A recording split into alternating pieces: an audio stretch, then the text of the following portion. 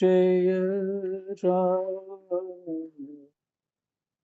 राधे श्याम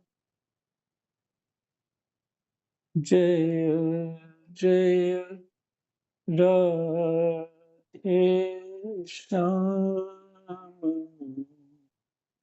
राधे श्याम। श्री गणेशाय नमः। श्री सीतारामाभ्यां नमः। श्री हनुमते नमः। श्री उमापते नमः। श्री गुरुवे नमः। सब संतन की जय जय। जय जय सीताराम राधे श्याम।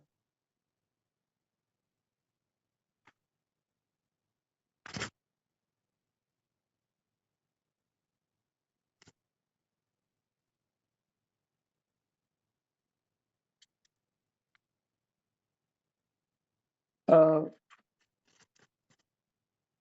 क्षेत्र क्षेत्र कहते हैं शरीर को, क्षेत्रज्ञ कहते हैं आत्मा को, माने जीव भाव आत्मा, वो क्षेत्रज्ञ है।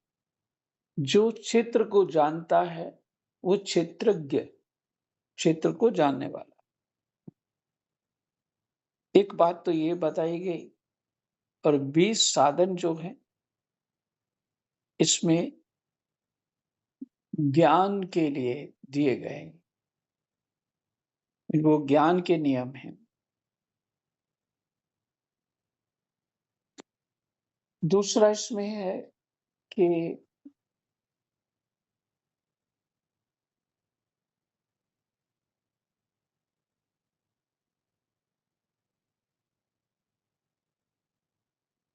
प्रकृति और पुरुष,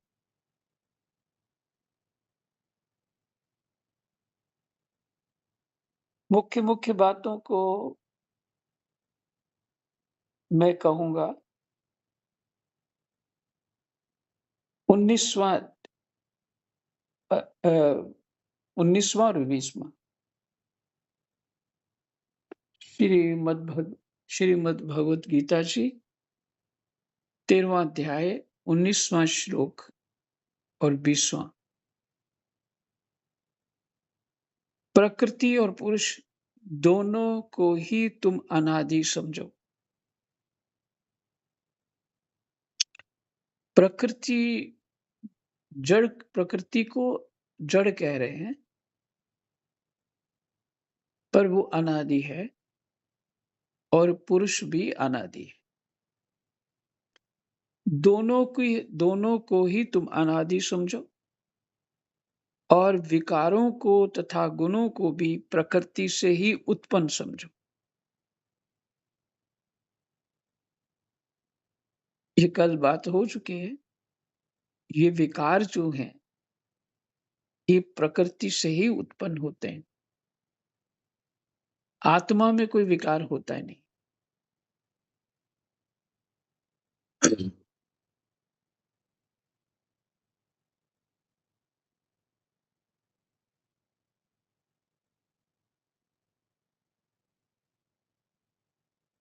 प्रकृति और पुरुष दोनों को ही तुम अनादि समझो। ये दोनों अनादि हैं, और विकारों को तथा गुणों को भी प्रकृति से ही उत्पन्न समझो। कार्य और करण के द्वारा होने वाली क्रियाओं को उत्पन्न करने में प्रकृति हेतु कही जाती है। इंद्रियां इत्यादि जो हैं उनको उत्पन्न जो कौन करती है? प्रकृति करती है। और सुख दुखों के भोक्तापन में पुरुष हेतु कहा जाता है। भोक्तापन पुरुष कौन है? जीव भाव। जीव जो है वो पुरुष है।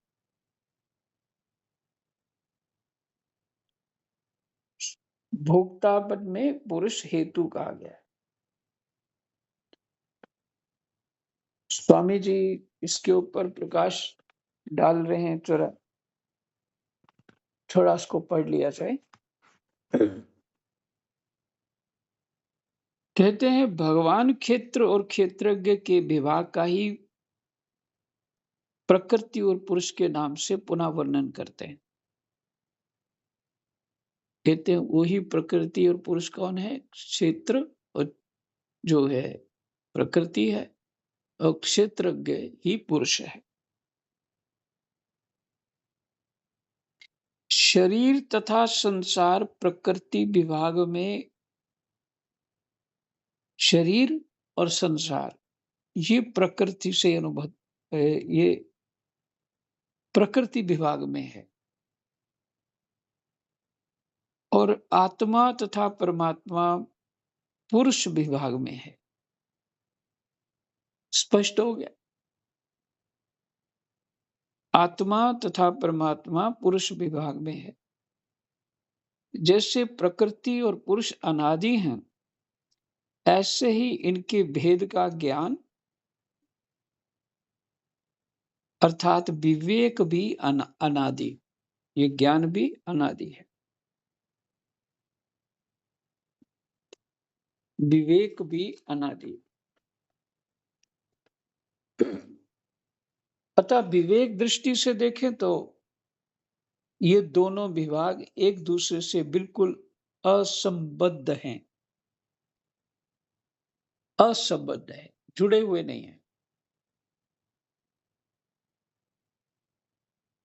क्योंकि एक चेतन है, एक जड़ है। किस दृष्टि से कह रहे हैं? विवेक दृष्टि से। अब यही है कि स्वामी जी की टीका इसलिए नहीं पढ़ना चाहता कि आपको इन श्लोकों के अर्थ नहीं जो थोड़े समझ आ रहे हैं वो और पजल हो जाओगे। एक मिनट से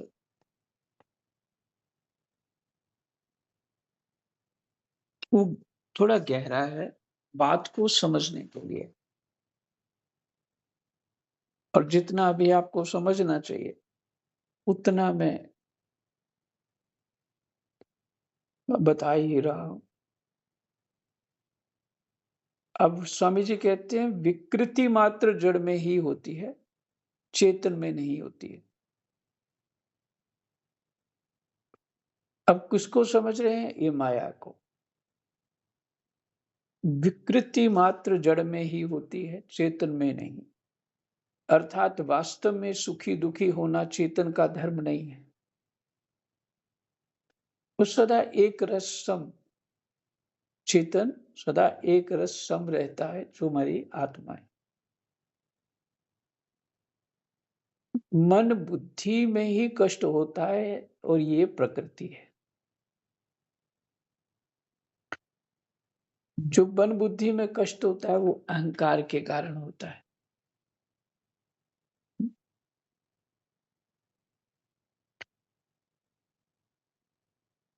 प्रत्युत जड़ के संग से अपने को सुखी दुखी मानना चेतन का स्वभाव है।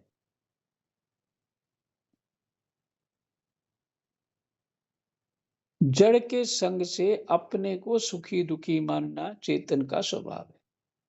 जब चेतन जड़ का संग करता है तभी वो जीव कहलाता है। उसके पहले वो शुद्ध बुद्ध चेतन है। उसके पहले वो जो चेतन है, जिसको सच्चित आनंद कहते हैं, वैसे वो शब्दों से भी परे है। मनुष्य शब्द वहां तक वहीं पहुंच पाएंगे, क्योंकि प्रकृति उसका वर्णन नहीं कर सकती। लेकिन जब वो आत्मा प्रकृति का संग प्राप्त कर लेता है कौतुकवश, खेल के लिए,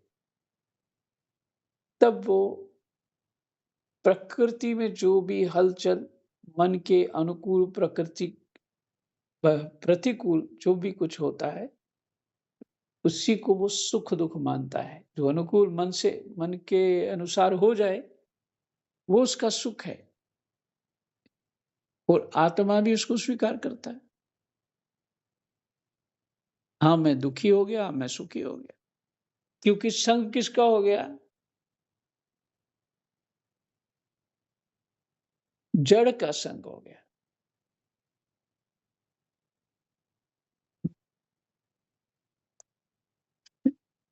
संग का रंग चढ़ गया आत्मा को, ऐसा मानिए, तो समझ में आएगा।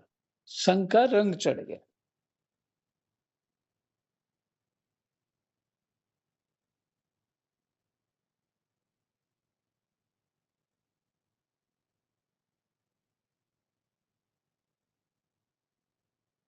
चेतन में एक दूसरे से विरुद्ध सुख-दुःख रूप 2 भाव हो ही कैसे सकते हैं? 2 भाव परिवर्तनशील प्रकृति में ही हो सकते हैं। जो अपरिवर्तनशील है, कौन? चेतन। उसको 2 भाव अथवा रूप नहीं हो सकते। तात्पर्य है कि संपूर्ण विकार परिवर्तनशील में ही हो सकते हैं। चेतन स्वयं ज्यों का त्यों रहते हुए भी परिवर्तनशील प्रकृति के संग से उन विकारों को अपने में आरोपित करता है, मान लेता है।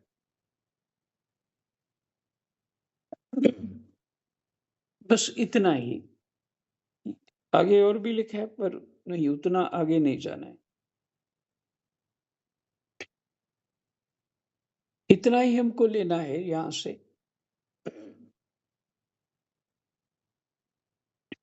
जो प्रकृति उसको जड़ कहा गया है और जो आत्मा है उसको सच्चित आनंद कहा गया है। जब प्रकृति और आत्मा का गठजोड़ हो जाता है, माने एक दूसरे को स्वीकार कर लेते हैं, तो आत्मा प्रकृति के स्वभाव को अपने ऊपर आरोपित कर लेता है। क्या? प्रकृति जैसा अनुभव करती है, मैं दुखी हो गई, तो पति देवता भी दुखी हो जाता है। वो कहती है सुखी हो गई, तो पति भी कहते हैं चलो ठीक है, बड़ी अच्छी बात है, सुखी हो गई, मैं भी सुखी हो गया भाई। कुछ इस तरह की लीला है। तो प्रकृति वास्तव में जड़ है। ये गुण दोष, प्रसन्नता, उतार चढ़ाव, ये प्रकृति का स्वभाव है, आत्मा का नहीं है। वो सच्चिदानंद सदा एक रस रहती है। इन 2 श्लोकों से हमने इतना ही भाव लेना है। आगे चलते हैं। 21 प्रकृति में स्थित पुरुष जीव ही प्रकृति जन्य गुणों का भोक्ता बनता है। प्रकृति में स्थित पुरुष, पुरुष मैंने यहां किसको कहा? जीव को ही प्रकृति जन्य गुणों का भोक्ता बनता है। जीव की कब कब संज्ञा होती है? जब प्रकृति और आत्मा एक हो जाते हैं, तब उसको जीव कहते हैं। और ये जीव जो है परा प्रकृति है। पीछे है ना, परा अपरा, प्रकृति 2 प्रकार की है, परा अपरा। तो परा जो है वो जीव संज्ञा वाली है और जो अपरा है वो जड़ प्रकृति है।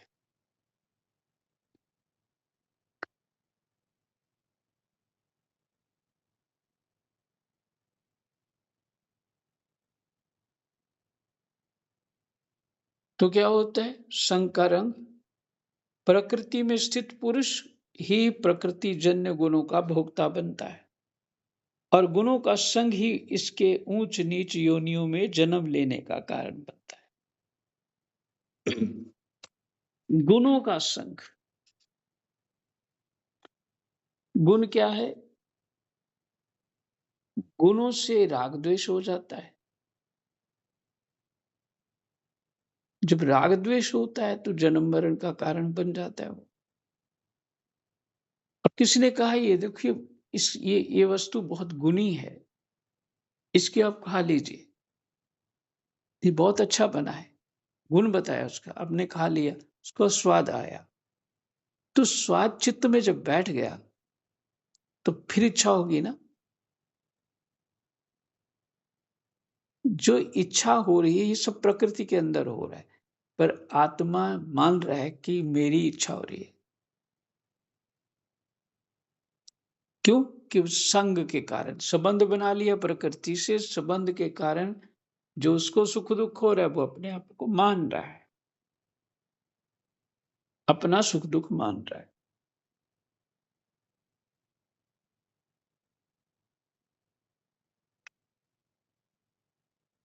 इसलिए आत्मा जो है, जो हमारा वास्तविक स्वरूप है, वो आत्मा है।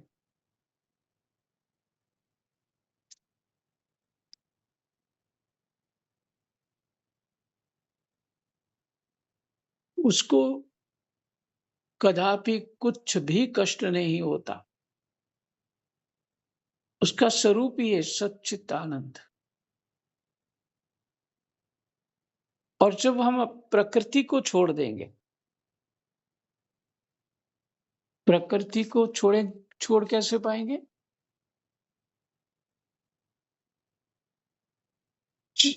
जो परमात्मा है, आत्मा का जो नियंता कह लीजिए, स्वामी कह लीजिए, तो जो परमात्मा है वो, उसका भजन चिंतन करने से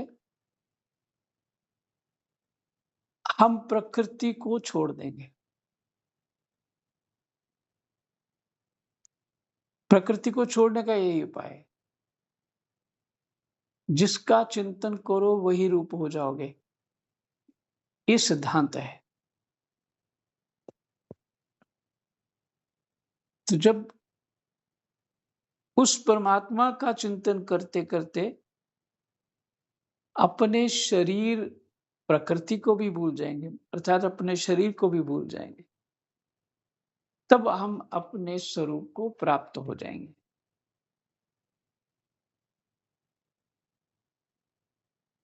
शरीर हमारा प्रकृति है। ये जो बाहर का शरीर दिख रहा है ये प्रकृति है, जो भीतर सूक्ष्म शरीर है वो परा प्रकृति।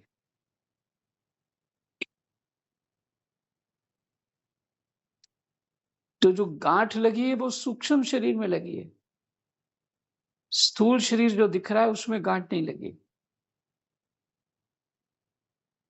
तो उस गांठ को कैसे खोलेगा? कैसे खुलेगी? यही जो शास्त्र अध्ययन है, बात समझ आ जाएगी कि घटना क्या घटी है। तो अपनी समस्या का समाधान कर लो। मेरी आवाज ठीक से आ रही है?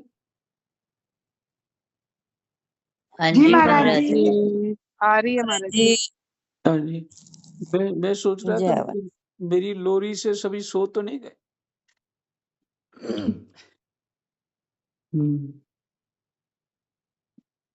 पता लग गया जाग रहे हैं।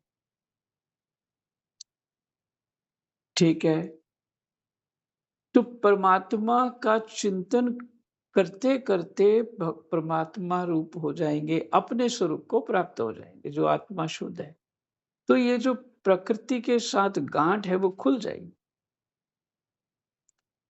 इसलिए भगवान कहते हैं ये सुख दुख जो होते हैं वो प्रकृति में होते हैं भाई। तो इनको सहन कर। ये तो शरीर के सुख दुख है ना, मन के बुद्धि के सुख दुख है। इसको ध्यान ही मत दे।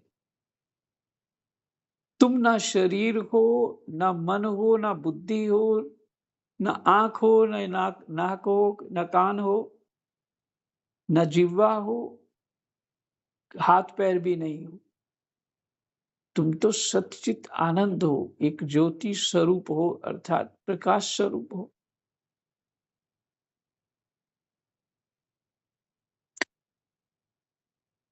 तो इस जो स्थिति है उसको तू सहन कर, बस करना क्या है?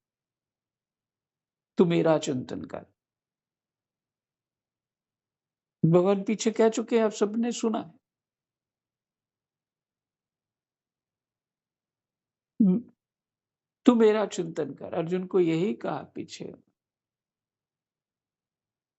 शायद 8वें 9वें अध्याय में 10वें अध्याय ऐसे कुछ भगवान जी को भगवान जी ने कहा अर्जुन को, तू मेरा चिंतन कर, तू मेरे परायण हो जा, ये शब्द कहे। तो फिर जो हमारा स्वरूप है उसको प्राप्त हो जाएंगे। तो सदा के लिए ये जो जन्म मरण का झंझट है वो शांत हो जाएगा, वो रहेगा नहीं।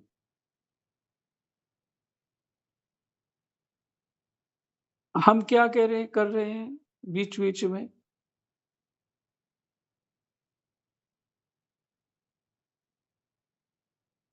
कुछ ऐसे काम करते हैं अज्ञानवश। दान देना धर्म है हमारा, धर्म है, उसी से शुद्धि होगी हमारी। पर हम उस दान को ये मानते हैं पुण्य है। इसके इसलिए देते हैं कि पुण्य है, वो पुण्य प्राप्त करना है। तो पुण्य प्राप्त करने के लिए फिर अगला जन्म लेना ही पड़ेगा।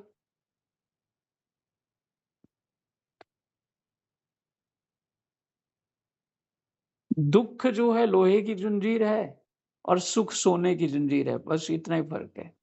है दोनों जंजीर, दोनों ही बाँधेंगे।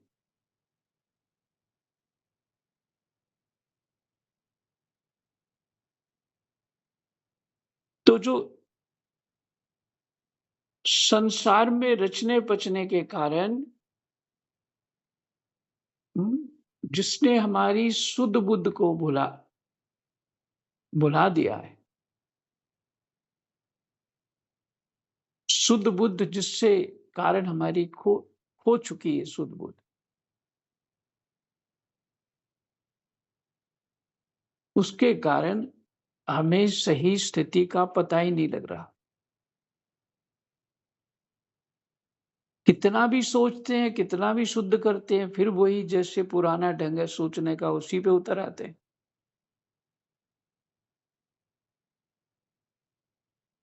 उस सोच जो चिंतन करने का ढंग है, वो वहीं का वहीं फिर से वही हो जाता है। इसलिए परमात्मा का चिंतन करते रहने से, का भजन साधन उनकी गुणानुवाद सुनते रहने से तन्मय हो जाओ उसमें और ये सारी पुरानी स्मृतियाँ नष्ट हो जाएँगी।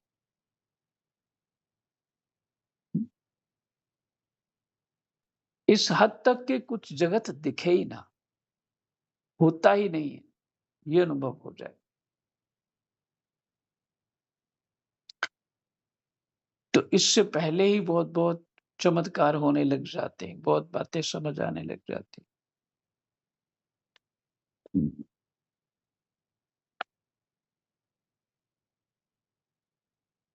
हमने 21वाँ श्लोक पढ़ लिया। संख्या 22।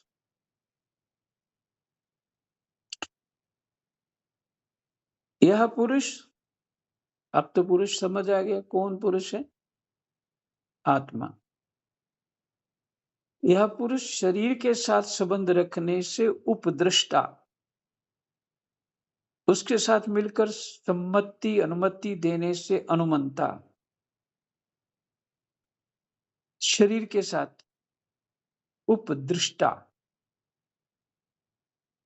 हाँ? शरीर के साथ संबंध रखने से उपदृष्टा, उसके साथ मिलकर सम्मति अनुमति देने से अनुमंता, अपने को उसका भरण पोषण करने वाला मानने से भर्ता, उसके संग से सुख दुख भोगने से भोगता।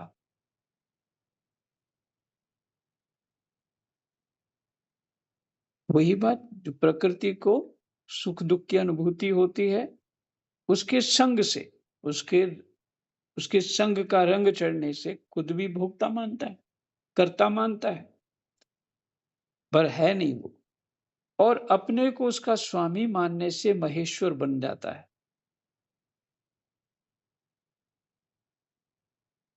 परंतु स्वरूप से ये पुरुष परमात्मा इस नाम से कहा जाता है। पुरुष कौन है? परमात्मा। यह इस देह में रहता हुआ भी देह से पर सर्वथा संबंध रहित ही है। देह में रहता हुआ भी सदा सर्वदा संबंध रहित ही है। पर प्रेम हो गया ना प्रकृति से, उसका संग रंग, उसके सुख दुख ये खुद मानने लग जाता है।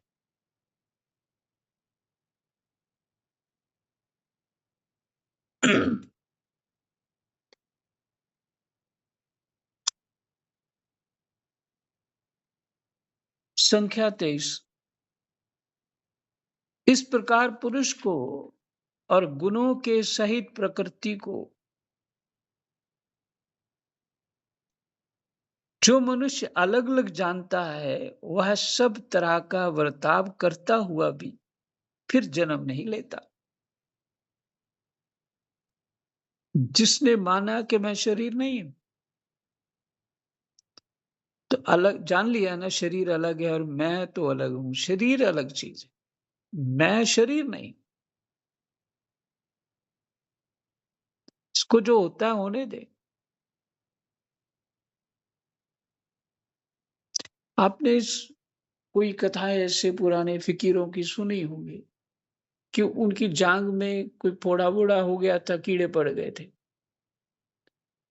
तो कीड़े जो है बाहर निकलते, गिर जाते नीचे, इतने पड़ गए थे। तो वो जो फकीर थे उठा उठा के फिर जांग में रखते कि मर जाएगा, कीड़ा मर जाएगा, फिर जांग में रखते कि यहीं से खाएगा ना। इससे सिद्ध होता कि वो शरीर को अपना नहीं मान रहे।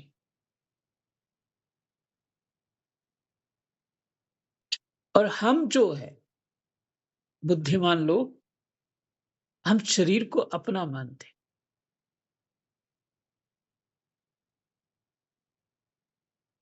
पहले शरीर को अपना मानते हैं, फिर शरीर से संबंध रखने वालों को अपना मानते हैं।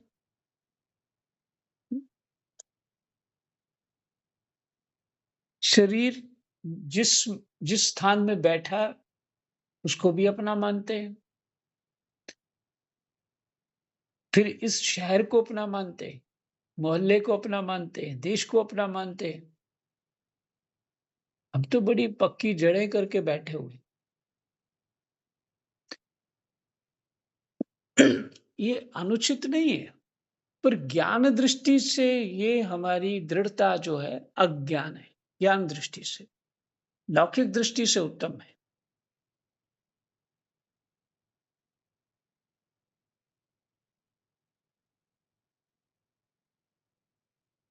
तो साधन जो है, जो भी आप सुन रहे हैं शास्त्र, गीता जी हो, भागवत जी हो, रामायण जी हो, बस सार बात उनमें यही है। मॉरल जो पीछे निकलता है वो यही है। किस प्रकृति और पुरुष का विभाग कर देना, अलग अलग कर देना, और ये सरलता सहजता से कार्य हो जाता है जब आप परमात्मा का भजन करते रहते हैं। परमात्मा के भजन में तन्मय हो जाने से, देखिए दूसरा दृष्टांत, वाल्मीकि जी मरा मरा कह रहे थे, और चित्त मरा-मरा में लग गया। मरा-मरा ही राम-राम हो जाता है, चाहे वो सीधा जपो या उल्टा जपो। राम-राम भी मरा-मरा हो जाता है और मरा-मरा राम-राम हो जाता है। तो वाल्मीकि जी के इसलिए उनको वाल्मीकि कहा, उनका चित्त लग गया परमात्मा में और भजन में, उस नाम जप का रस आने लग गया और शुद्ध बुद्ध शरीर की खो बैठे। तब कहाँ है, क्यों है, कहाँ हूँ, ये ज्ञान हो गया खत्म। और उस जहाँ बैठे थे ऊपर चींटियों ने शरीर को खा लिया और दीमक वो बन वाल्मीकि बन गई। वाल्मीकि बोलते हैं, जो वामी होती है, चींटियाँ जो बना देती हैं, दीमक बनाती, तो वो वामी बन गई, उसी को वाल्मीकि कहते हैं। जो स्पष्ट हो रहे हैं ना, ऐसे महर्षि च्यवन भी थे। वो मिट्टी का ढेर सा लग रहा था, लेकिन कुछ अंदर से चमक आ रही थी, तो आँखें जैसी थी। तो उसी ने जो च्यवन की बाद में वो उस बच्ची को पत्नी बनना पड़ा। वो जो प्रसंग आपने सुना हो, तो च्यवन कितने तन्मय हो गए। शास्त्रों में बहुत अच्छे ढंग से, सुंदरता से प्रकृति पुरुष का कथाओं में वर्णन है, लेकिन अलग ढंग से कि तुम भजन में रम जाओ, प्रकृति तुम्हारा साथ स्वयं छोड़ देगी। तो फिर क्या हुआ, जब ब्रह्मा जी उनके भजन को देख के प्रकट हुए, तो उन्होंने छींटा दिया वाल्मीकि उस जगह के ऊपर, तो वाल्मीकि जी स्वस्थ उठ के खड़े हो गए। लेकिन शरीर तो था ही नहीं, वो हड्डियां-वड्डियां थी, वो जो भी था। ये है। ये दृष्टांत इसलिए दिया कि तन्मयता। फिर हम सोचेंगे हम तो नहीं कर पाएँगे। हुँ, भई आप थोड़ी करोगे, भजन ही करा देगा।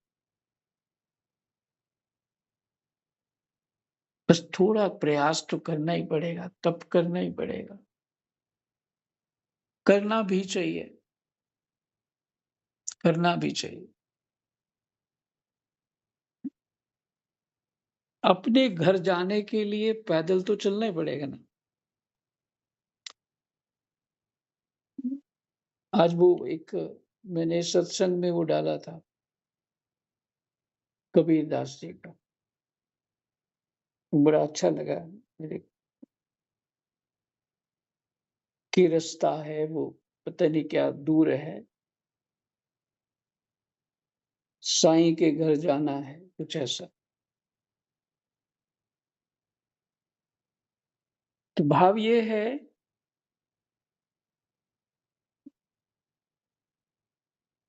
आत्मा जो है वो हमारा स्वरूप है, परमात्मा ही हमारा स्वरूप है, शरीर हमारा स्वरूप नहीं।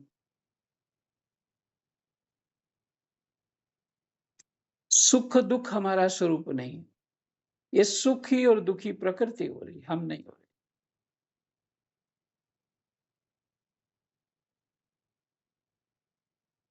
तो कह रहे हैं, जो मनुष्य अलग अलग जानता है प्रकृति और पुरुष को, वह सब तरह का बर्ताव करता हुआ भी फिर जन्म नहीं लेता।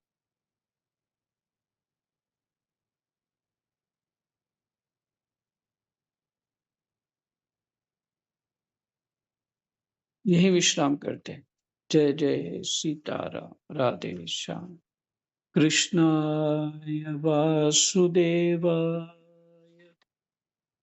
हरे परमात्मने प्रणतः क्लेशनाशाय गोविन्दाय नमो नमः।